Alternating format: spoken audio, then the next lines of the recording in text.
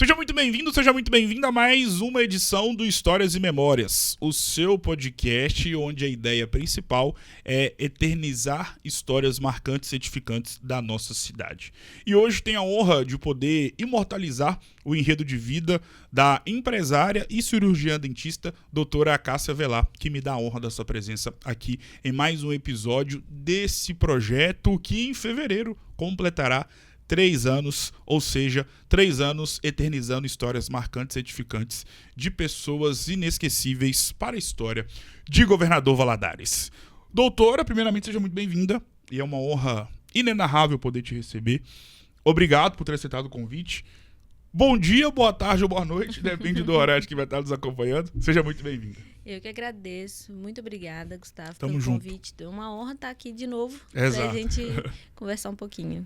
Com certeza. E, doutora, pra gente começar nosso bate-papo, antes de a gente poder entrar nos pormenores daquilo que você faz com muita maestria, nós sabemos, doutora, que o assunto saúde mental ganhou corpo na sociedade muito por conta de tudo aquilo que nós vivemos em 2020 e 2021, que foi a pandemia da Covid-19. Eu costumo dizer que existe a saúde mental pré-pandemia e pós-pandemia.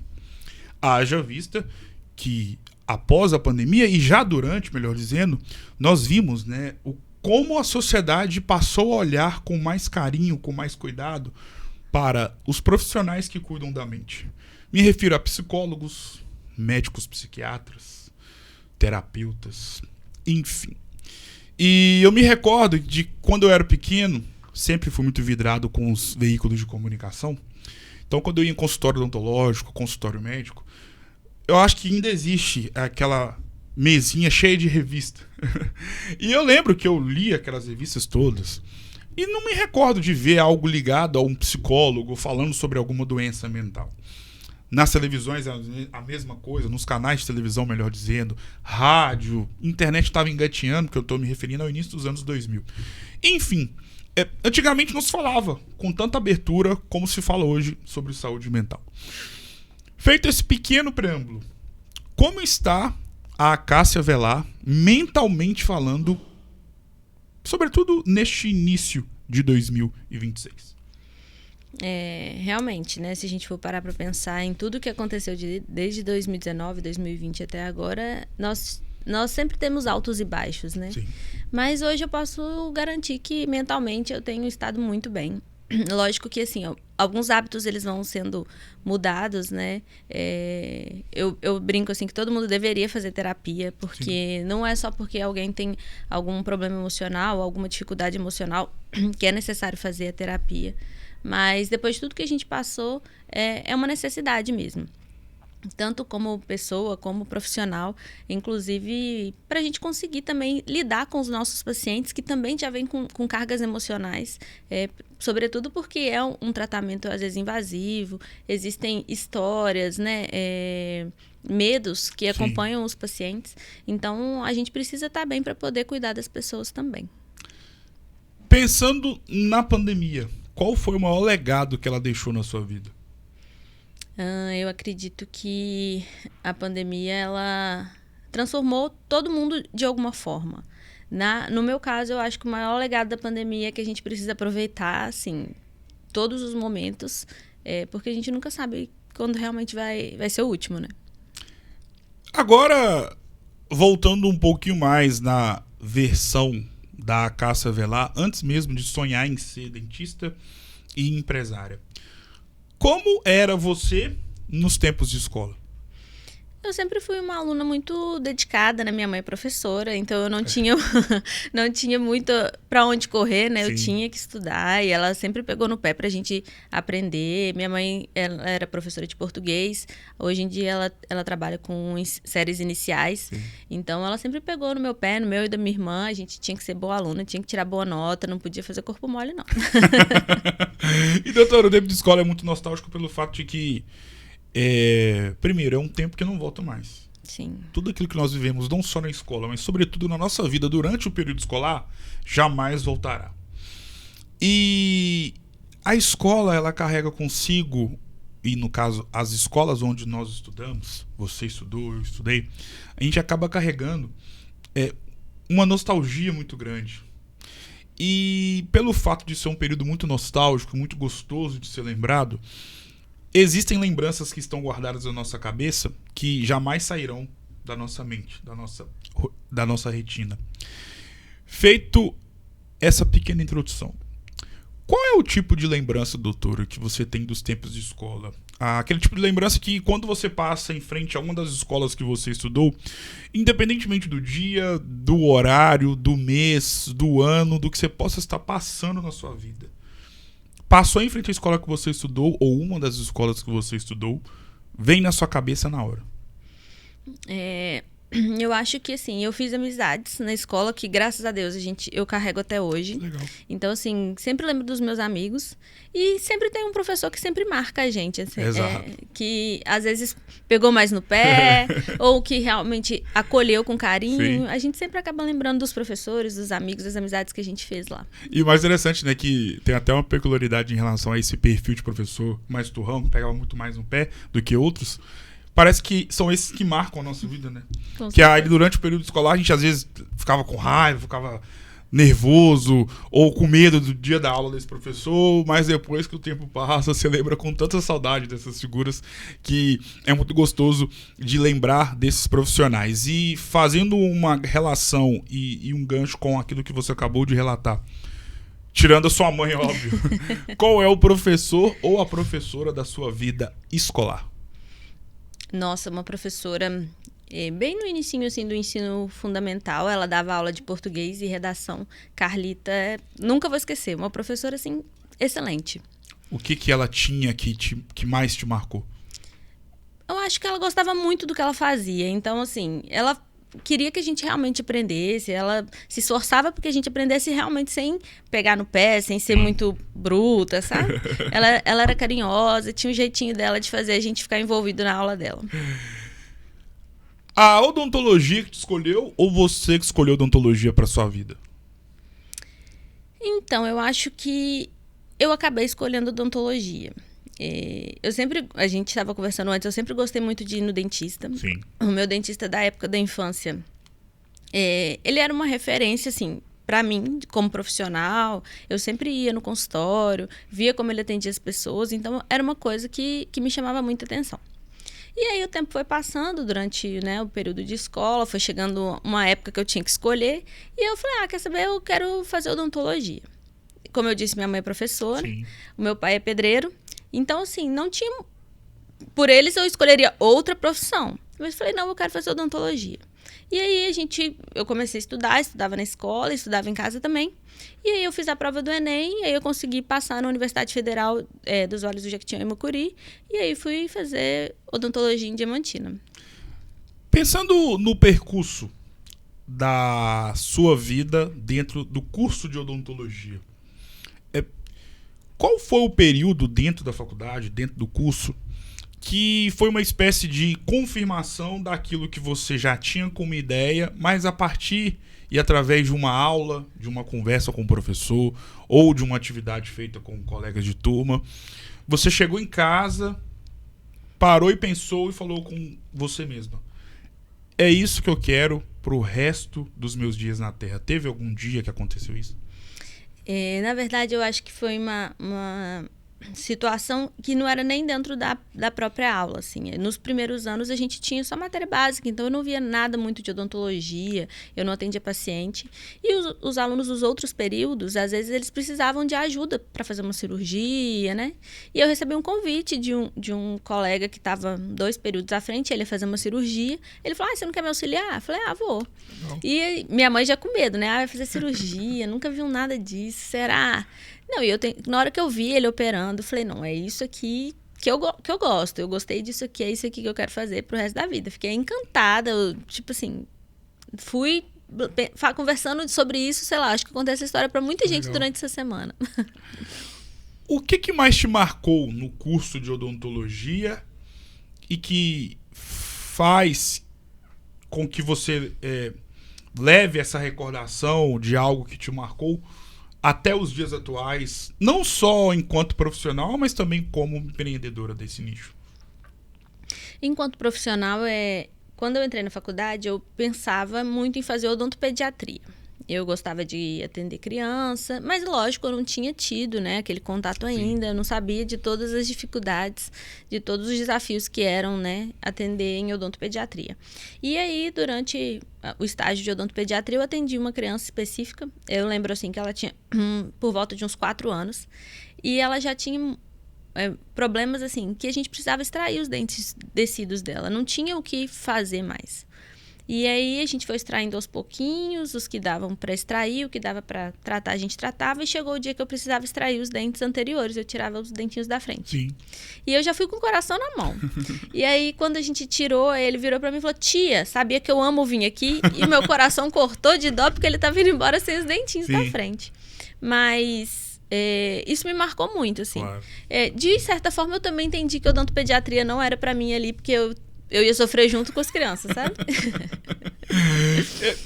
O que é o curso de odontologia, independentemente da faculdade, tá?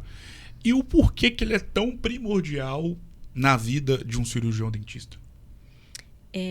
Eu acho que, assim, antigamente, a gente tinha muitos dentistas práticos. Eles faziam porque eles sabiam que tinha que fazer, mas eles não sabiam o porquê. Então, eu acho que a grande diferença é isso. Quando você vai fazer um curso de odontologia, você precisa entender o porquê da técnica que você está usando, quais são os fundamentos disso, quais são as implicações disso, quais são, se houver uma intercorrência, né, o que fazer. E é isso que realmente vai diferenciar um profissional completo. Qual foi o seu maior desafio pós-formada? Nossa, eu acho que é um pouco complicado esse assunto, porque hoje em dia a gente vê na odontologia diversos tipos de clínicas que oferecem oportunidades para os recém-formados. Então, quando eu saí da faculdade, assim, eu saí do mundo ideal, que na faculdade a gente conseguia, né, trabalhar com bons materiais, atender com o tempo necessário. E aí eu acabei caindo numa clínica que eu tinha que atender 30 pacientes por dia, que o material não era o que eu gostaria de usar. Então isso foi um desafio de entender que, não é isso aqui que eu quero para mim. Eu quero fazer uma odontologia de excelência, de qualidade, não é isso que eu quero oferecer para os meus pacientes. Então, assim, o desafio de eu preciso trabalhar e não é isso que eu quero, também, assim, pesou bastante até eu conseguir falar: não, chega, e eu vou fazer do meu jeito, do jeito que eu estudei para fazer, para ser. E a partir de quando que surgiu esse momento em que você pôde ser você mesma e fazer aquilo que você estudou anos para poder realizar com sucesso? Eu me formei em 2015 e aí eu trabalhei mais ou menos nessa clínica até o final de 2017, mais ou menos. Que aí foi quando surgiu a oportunidade de eu vir para Valadares. E aí eu poderia atender de forma particular os meus pacientes e aí fazer da minha forma. Pegando um gancho na sua trajetória e transportando o 2018 para 2026, eu, como leigo, tá?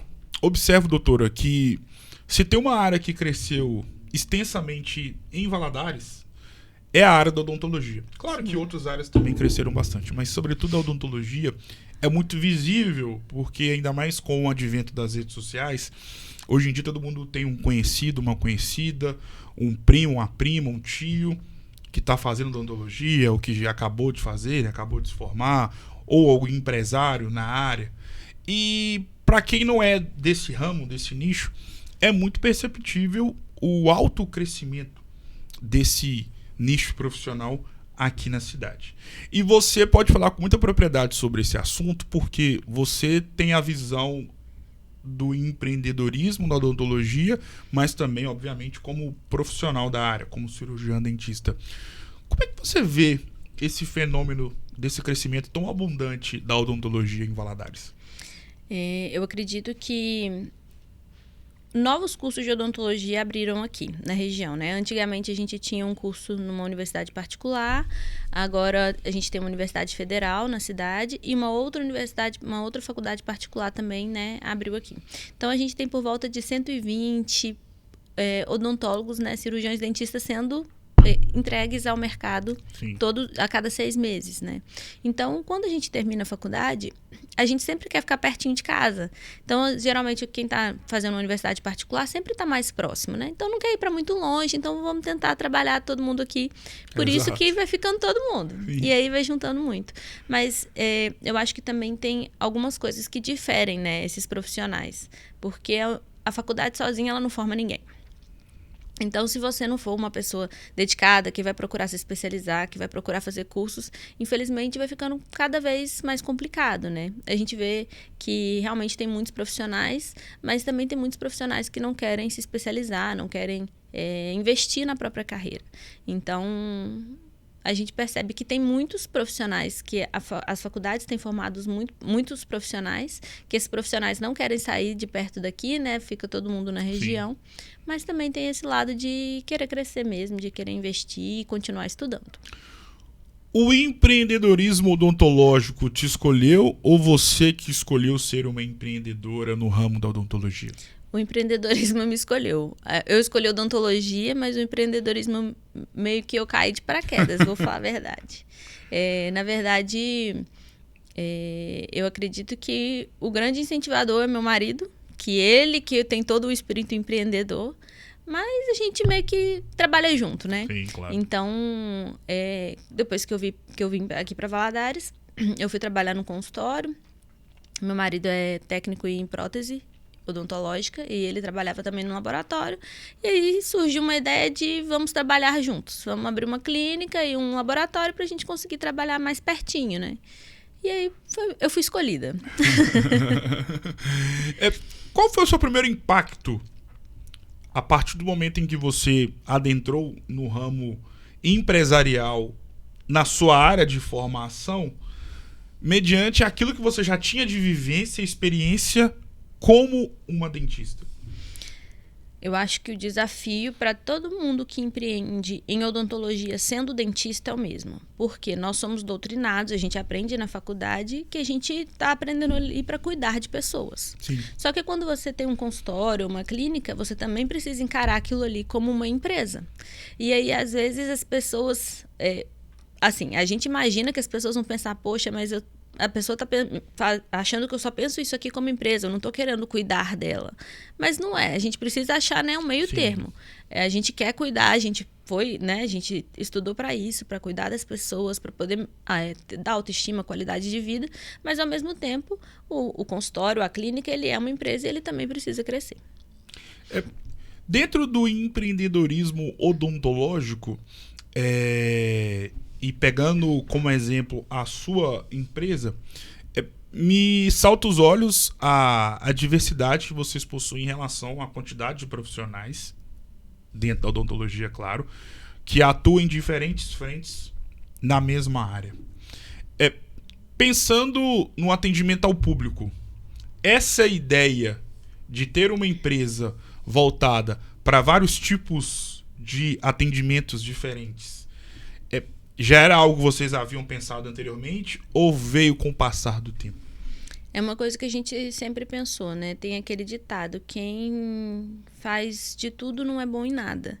Então, assim, eu acredito que os profissionais, cada um tem dom para uma área, gosta Sim. de uma área específica, e aí não adianta eu querer abraçar o mundo, né? Eu, por exemplo, eu sou implantodontista, então eu gosto de fazer cirurgia, gosto de fazer prótese sobre implante, mas eu, por exemplo, não tenho habilidade para fazer um tratamento de canal. Então, eu preciso de um profissional que vai conseguir atender o meu paciente ali pertinho, né? Que eu também vou ter controle sobre isso, claro. Porque eu vou trazer um profissional que realmente trabalha com materiais de qualidade, que faça de uma forma com a mesma excelência com que a gente procura, né? E meu paciente, ele vai precisar usar um aparelho, e aí eu preciso mandar ele para um outro colega, sendo que eu posso trazer esse colega para poder atender, dar essa comodidade para o meu paciente de ser atendido ali no mesmo ambiente. Pensando na versão da doutora Cássia Velar, empreendedora, e eu percebo, conversando com outros dentistas, que eu já tive a oportunidade de poder trazê-los aqui no podcast, que existe uma espécie de uma reclamação acerca de algo que vocês não viram dentro da faculdade, que hoje em dia tem feito falta na vida de vocês sobretudo os dentistas empreendedores, como é o seu caso, que é, né, de não ter visto na faculdade algo voltado para o empreendedorismo nessa área. Como é a Cássia Velar, tirando um pouquinho da versão dela enquanto profissional, mas a Cássia Velar líder? Como eu disse, quando a gente está na faculdade, a gente é doutrinado a olhar o paciente como um todo, a cuidar da saúde dele. Falando especificamente de mim, que estudei numa universidade federal, lá nós éramos doutrinados a basicamente sair da faculdade e trabalhar para o SUS. Então, a gente realmente não tem nada de empreendedorismo na faculdade. Eu lembro que durante a faculdade inteira eu tive uma aula com um professor ensinando a fazer precificação de tratamento, mas assim, uma aula de 1 hora que realmente a gente não conseguia aprender nada. E quando a gente decidiu, né, abrir a clínica, isso foi realmente uma necessidade, porque a gente tem uma noção de como uma empresa funciona, mas uma clínica odontológica ela funciona de uma forma diferente. Sim. Então, como uma característica minha, gosto de estudar, a gente foi buscar conhecimento, a gente foi fazer curso na área de gestão, a gente foi procurar mentorias também para clínicas odontológicas, para a gente entender como fazer uma precificação, por exemplo, que não adianta eu olhar, meu vizinho está cobrando tanto, eu vou cobrar tanto. Não, mas esse valor cabe dentro do meu negócio? Então, a gente precisou aprender a fazer precificação, a gente precisou aprender a como trazer esse paciente até a clínica também, como tratar esse paciente, o que oferecer para ele de diferencial. Então, o estudo é a base de tudo, o conhecimento, né? Então, a gente foi procurar conhecimento que faltou durante a nossa formação. Durante muito tempo, já pós-formada, você foi uma pessoa que tinha alguém por trás te liderando. Sim. Hoje você lidera outros profissionais que, curiosamente, atuam e possuem a mesma formação profissional que a sua. Como é que é essa versão de ter sido já liderada e hoje ser uma pessoa que é líder e que precisa ali ter a maior relação possível profissional com outros profissionais que possuem a mesma formação profissional que a sua? Eu acho que essa questão de liderança é uma questão que eu já carrego comigo, como eu disse, minha mãe é professora, Sim. Então ela é uma líder nata, assim. Ela é uma pessoa que gosta, a gente brinca que ela gosta de mandar muito, mas enquanto empreendedora, a gente, dentro da clínica, pelo menos, a gente tem várias vertentes, né? Tem os nossos colaboradores, tem os nossos colegas dentistas também. Claro que a gente faz da melhor forma possível, do mesmo jeito que eu tenho conhecimento em uma área, eu acredito que eles têm em outra, mas existem regras que elas existem ali para serem seguidas. E graças a Deus a gente não tem problema nenhum. Todos os profissionais que trabalham com a gente trabalham da melhor forma possível. Eles sempre entendem, né, o lado da clínica, por mais que... Acho que a gente tem profissional ali, a clínica tem 6 anos, a gente tem dentista que está com a gente há 6 anos. Então, eles já entenderam como que é o caminho, né, da clínica, como que tudo funciona. E a gente não precisa nem ficar... instruindo demais. As coisas elas já estão num momento que elas vão acontecendo, sabe? Cuidar da saúde do próximo, por si só, é algo muito grande e que demanda uma responsabilidade do tamanho do mundo. Mas pensando na saúde bucal, que também faz parte, obviamente, da saúde do corpo humano, qual é o grau de responsabilidade? O mais alto grau de responsabilidade, porque as pessoas, às vezes, elas negligenciam muito a saúde bucal, né? Meu dente quebrou, é só um quebradinho, depois eu olho. Meu dente está com uma sensibilidade, é só uma sensibilidade, depois eu olho. Mas as pessoas, eu acho que elas não entenderam ainda que realmente o nosso corpo ele funciona como uma máquina. Então, o que a gente perde em saúde bucal também pode afetar outras áreas do nosso corpo. Da mesma forma que outros profissionais de saúde também dependem do nosso cuidado. Por exemplo, hoje em dia a gente tem odontologia hospitalar, que cuida dos pacientes que estão na UTI, e a gente sabe que depois que o dentista foi trabalhar na UTI, a qualidade de vida e a recuperação do paciente já melhorou, aumenta em até 80%, porque as bactérias que estão ali na boca, elas também vão interferir na saúde do corpo como um todo. Então, quando a gente vai cuidar de um paciente, não é só um dente que a gente está olhando. É a saúde dele inteira, é a vida inteira do paciente. Às vezes é um sonho do paciente que perdeu os dentes há 30 anos atrás e precisa, né? O sonho dele é ter os dentes de novo, é conseguir mastigar de novo, é conseguir sorrir. Então, a gente não entende aquilo só como um tratamento, né? É a saúde e a vida inteira do paciente. De uma forma bem completa. Voltando a algumas casas da nossa conversa, no ponto onde nós falamos sobre o alto crescimento da área odontológica, podemos assim dizer, em Governador Valadares, e isso tem total e faz relação direta com a alta concorrência. Logo te pergunto, como fidelizar um cliente em pleno 2026 em um mercado altamente concorrido? Eu acho que o atendimento, o paciente ele precisa ser acolhido, ele precisa se sentir bem naquele ambiente. Como eu disse antes, ir ao dentista não é uma tarefa fácil para muitas pessoas. Tem muita gente que tem medo, né, do tratamento odontológico. A gente está falando da síndrome do jaleco branco. Exato. Então, o paciente ele já chega lá meio desconfortável, ele não sabe se é aquilo mesmo que ele quer fazer. Então, eu acho que ele ser bem atendido, bem acolhido, ele perceber que a gente realmente se importa com ele, e vai entregar um trabalho de excelência, um tratamento de qualidade, faz os nossos pacientes serem fidelizados. Qual é o maior desafio de ser uma dentista em pleno 2026?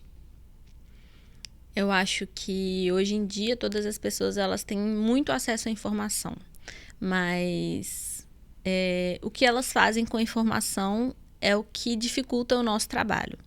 Porque hoje em dia, eu tô com uma dor de dente, eu vou ali no Google e eu descubro que é só uma sensibilidade. E às vezes essa sensibilidade não é uma sensibilidade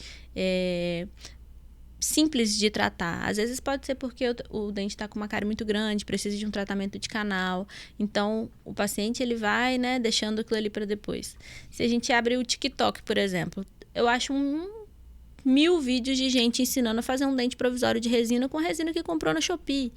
Então, as pessoas elas não têm noção de como é complexo um tratamento odontológico. Porque não é só pegar uma resina que eu comprei na internet e tentar modelar um dente que vai resolver o problema. Inclusive, isso pode agravar o problema. Claro. Então, eu acredito que o desafio para o dentista nesse ano tem sido realmente o acesso à informação. E qual é o maior desafio, ou qual tem sido o maior desafio de empreender na odontologia em pleno 2026? Eu acredito que o maior desafio essa pergunta ela é complexa, assim. Tem várias vertentes que têm sido um desafio, né? Como eu disse, a gente precisa sempre do conhecimento. É um cenário político que muda tudo, é uma reforma tributária que muda tudo, é um colaborador que às vezes ele se desliga de forma repentina também que muda tudo. Então são várias vertentes que são um desafio. Empreender é um desafio diário, né? Tanto na odontologia como em qualquer outra área. Pegando um gancho disso que você acabou de falar e voltando muitas casas no nosso bate-papo, onde nós falamos sobre a questão da saúde mental, e de fato, como você acabou de dizer, né, empreender é algo que mexe muito. Eu imagino, tá? Até porque eu não empreendo, mas admiro muito todos e qualquer tipo de empreendedor, mas eu imagino que empreender é uma ação que mexe muito com a saúde mental, porque, pegando uma parte da sua última explanação, de fato, todo dia, de fato, é um dia diferente. Porque a segunda-feira pode ser maravilhosa, no seu caso, por exemplo, com vários atendimentos, o caixa ali sendo muito movimentado. Só que no outro pode ter uma saída repentina de um colaborador, pode ter um problema sério de algum paciente que não gostou de um procedimento, ou algo deu errado e afetou a sua saúde. Enfim, como é que você lida com a sua saúde mental empreendendo? Como eu disse, né? Eu acredito que hoje em dia fazer terapia é essencial, né? Para todo mundo. E eu já faço terapia já tem muito tempo. E essa questão de empreender também é um assunto que a gente bate várias vezes na mesma tecla durante a terapia, justamente por isso. Sim. É muito imprevisível. Então a gente tem que aprender que a gente não tem controle de tudo e que a gente precisa, né, aprender a lidar também com essa imprevisibilidade, né? Um dia tá muito bom, tá tudo tranquilo, outro dia tem um monte de abacaxi para descascar. Né? Toda vez que eu vejo um empreendedor, automaticamente eu penso, essa pessoa, para conseguir empreender, ela desde pequena, desde a infância, sempre teve um olhar especial na sua relação com o dinheiro. Onde eu quero chegar? Ter uma vida financeira saudável não é só ter muito dinheiro. Isso eu como leigo, tá? Na minha visão, implica também em como você lida com o seu dinheiro. Isso vale para a vida versão CPF e principalmente versão CNPJ.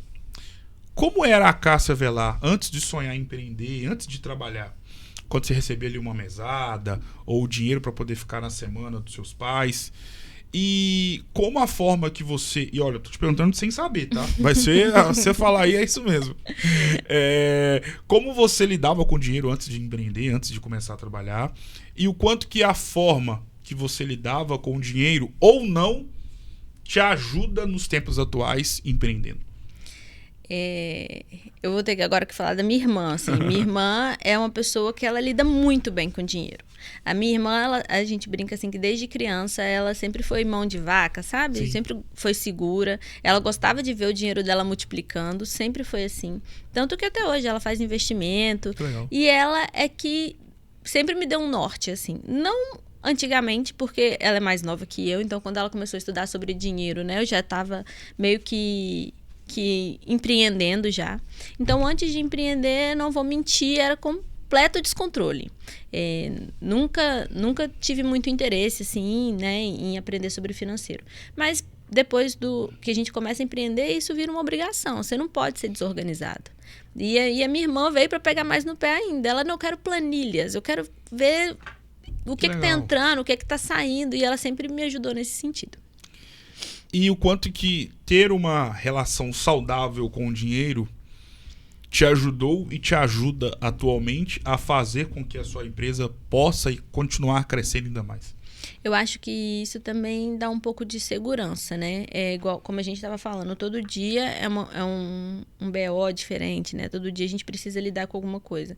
Então, se você for bem organizado, se você tiver, por exemplo, uma previsibilidade do que vai entrar, do que você precisa fazer de pagamento, isso vai te dando mais segurança, você vai ficando mais confortável, sabe? Sim. Então, você realmente precisa ter muita organização em relação às finanças do negócio, né? Sobre as contas que vão vir, né? Sobre as obrigações que a empresa tem, sobre os custos que a empresa tem também e uma previsibilidade do que vai entrar naquele período, né? Principalmente com a gente que trabalha, às vezes, com tratamentos que às vezes são parcelados. Então, isso também vai dando uma segurança, um conforto para a gente conseguir fazer todas as finanças de forma certinha. Diariamente no seu consultório, na sua empresa, você lida e conhece inúmeras histórias. Muitas. Sobre esse tópico muito especial na sua função profissional, gostaria de saber o seguinte: qual é a história que mais te marcou? Nossa, a gente ouve muitas histórias, assim, essa semana mesmo a gente estava até conversando, a gente atendeu um paciente, criança, em setembro, e a gente fez o tratamento dele, e essa semana a gente recebeu uma mensagem também dele pedindo uma avaliação, é o que a gente estava falando. Sim. Sobre trabalhar com outros profissionais. Porque ele vai precisar fazer um transplante de medula com 7 anos. Então, a hematologista pediu uma avaliação e uma autorização para que ele fizesse a cirurgia, né? Porque, como a gente disse, realmente a saúde é como um todo. Para não correr o risco de nenhuma infecção durante a internação.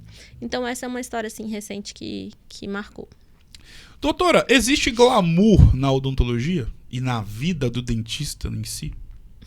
Eu acho que existe criado pelos próprios dentistas. Não vou mentir. Eu acho que todo esse glamour, assim, é aquilo que os dentistas gostariam de passar, sabe? Eu brinco que a gente sempre vê um recorte da vida da pessoa, né? Sim. As pessoas só veem aquilo que a gente quer mostrar.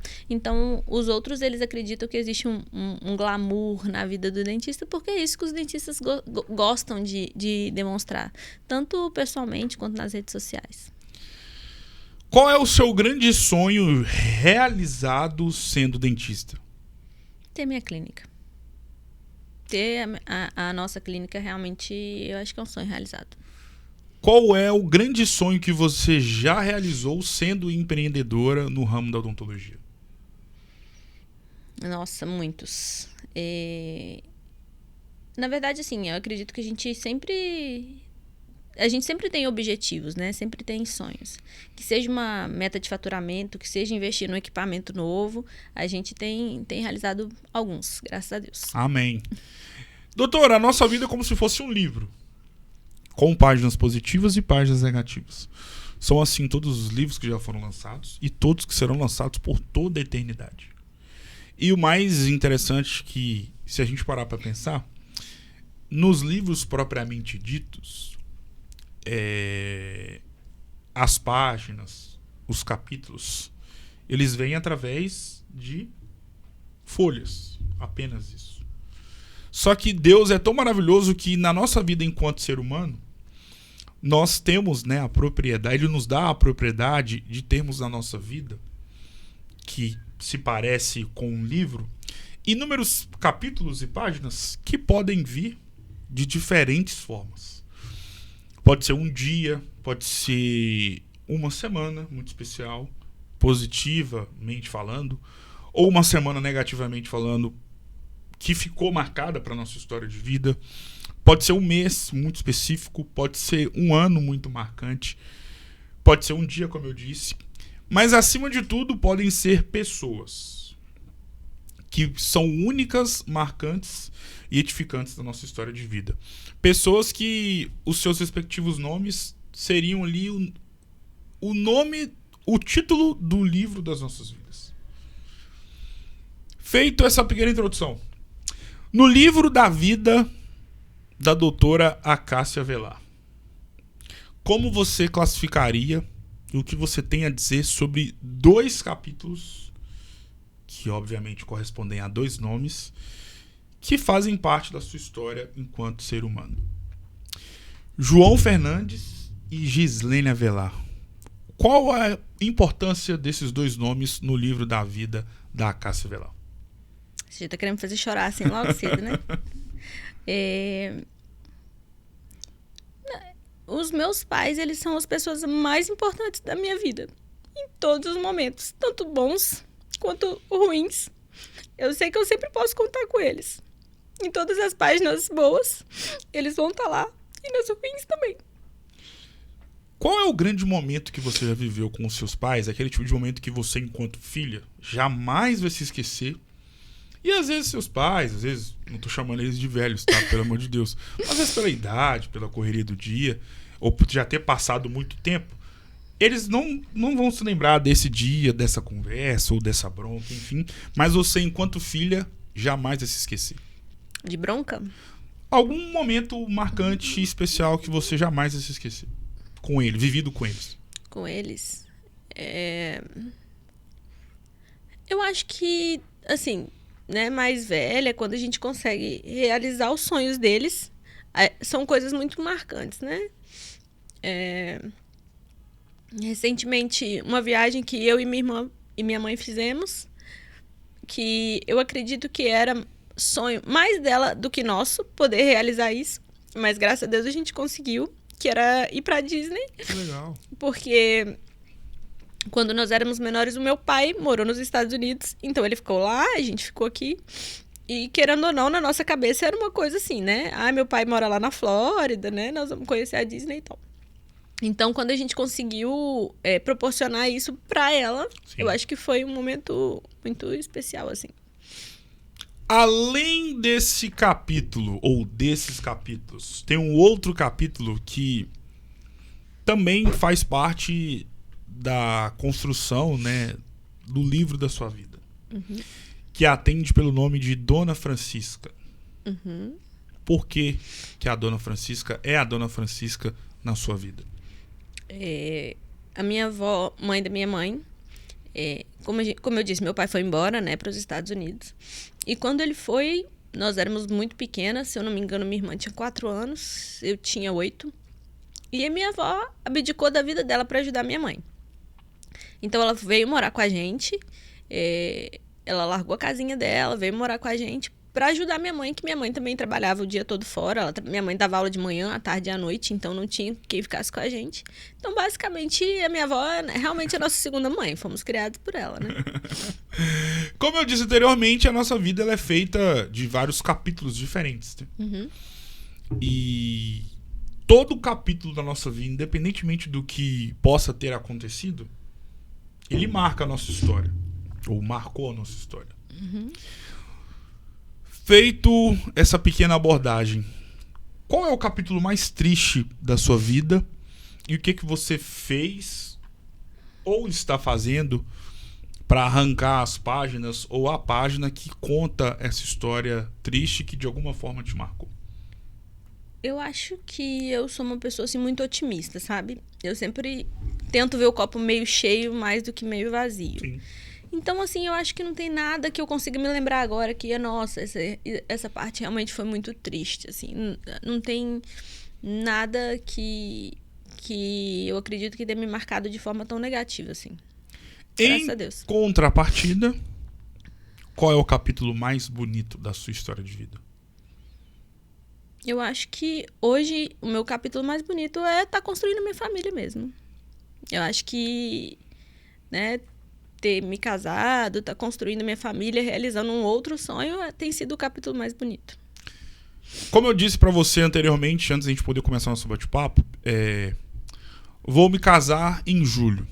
E eu gosto sempre gostei de pegar algumas coisas com pessoas que já viveram ou estão vivendo algo que eu irei viver lá na frente, independentemente da situação, seja na vida profissional ou na vida pessoal. Mas, sobretudo, a palavra casamento. O que significa ela para você? E pensando no que eu irei viver daqui a alguns meses, queria saber de você qual que é a maior dica que você pode dar sobre a vida matrimonial. Apesar de eu e o Pedro estamos casados recentemente, né? Como cristã católica, eu acredito que o casamento ele é realmente o maior sacramento, né, da igreja.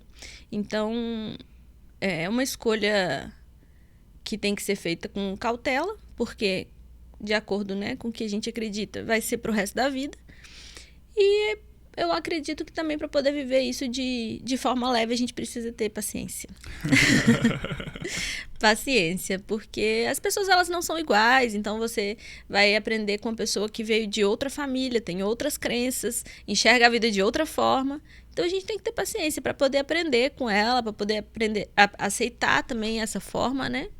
E da mesma forma, a outra parte também tem que ter paciência com a gente, com o nosso jeito, com a nossa forma. Porque a gente vai crescendo junto, vai aprendendo junto. Com certeza.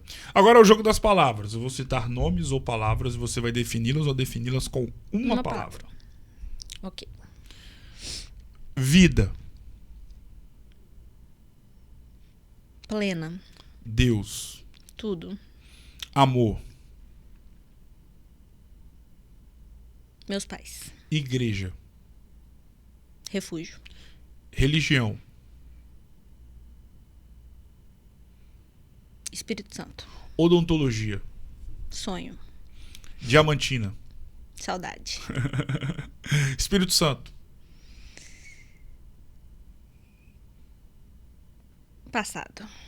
Governador Valadares. Futuro. Clidente. Presente. Acácia Velar. Dedicada. Gislene. Corajosa. João Fernandes. Paciente. Pedro. Companheiro. Futuro. Feliz. O que a Cássia Avelar de 2016 falaria para a Cássia Avelar de 2026? Não desiste. Vai dar certo. O que a Cássia Avelar de 2026 quer falar para a Cássia Avelar de 2036? Continua, vai dar certo. Agora é o jogo do subestimado e do superestimado. Subestimado é aquilo que você gosta muito, só que você vê que a maioria das pessoas, por exemplo, que estão à sua volta, não dão a mínima. Aí você fala, gente, como é que pode eu não gostar de tal coisa? E o superestimado é o contrário. É aquilo que você não gosta, ou às vezes você pode até gostar, mas você acha que é superestimado por alguma razão. Você fala, não, como é que pode gostar de tal coisa? Podemos ir? Podemos. Me fale uma comida, um prato subestimado, aquele que você gosta muito. Quando você faz a confraternização da sua empresa lá, você é a única que tá comendo, você vê que muita gente não dá dando uma mínima lá. Não, eu contratei à toa aqui o serviço. Mas você não deixa de comer e você vê que muitas pessoas deixam de lado. Eu acho que frango com quiabo. Tem muita gente que não gosta. E mineiro não gostar Como é meio que estranho, não gosta, né? Me fale uma bebida, pode ser alcoólica ou não, subestimada pelas pessoas. Subestimada? Água. Me fale uma banda, cantor ou cantora, independentemente do gênero musical, subestimado ou subestimada. Subestimado? Eu gosto muito no Ramon e Rafael. O que as pessoas subestimam demais na odontologia? Prevenção. Subestimam demais. Me fale uma comida superestimada na sua visão. Superestimada? Aquela que na confraternização da sua empresa no final do ano você pede só porque você sabe que muita gente come, mas só que você não vai comer de jeito nenhum. Na verdade, assim, não tem nada que eu não coma, né? Eu não sou muito enjoada pra comida, não. Mas eu acho que as pessoas vão muito em modinha, né? Então, às vezes... Tipo? Por exemplo, sei lá, pistache. Não sei nem o que é. Exatamente. Hoje em dia você vai, sei lá, na loja de chocolate tem todos os chocolates de pistache. Você vai na padaria, todos os bolinhos têm pistache. Me fale uma bebida superestimada. Superestimada. Acho que champanhe. O que as pessoas superestimam demais na odontologia? Harmonização facial. E na vida? Status. Defina a sua história de vida com uma palavra. Resiliência. Defina a sua vida com uma frase. Com uma frase? É uma frase que eu acho que eu carrego até aqui, né? Seja forte e corajosa. Defina essa conversa com uma palavra. Com uma palavra? Agradável. E foi pra lá de agradável poder ter eternizado a sua maravilhosa história de vida, né? Uma dentista que empreende na odontologia. Logo, não só por isso, mas isso também te faz muito grande para nossa história de vida, juntamente, claro, com o seu marido. Obrigado mais uma vez. Eu que agradeço. Sucesso. E claro que as portas estão escancaradas para você poder voltar mais vezes. Muito obrigado. Muito obrigada, Gustavo. Eu espero também poder voltar mais vezes. Sucesso para você também. Para nós. Obrigado mais uma vez. Doutora, o Histórias e Memórias de hoje vai ficando por aqui. Um grande abraço e eu volto em uma próxima oportunidade. Até mais.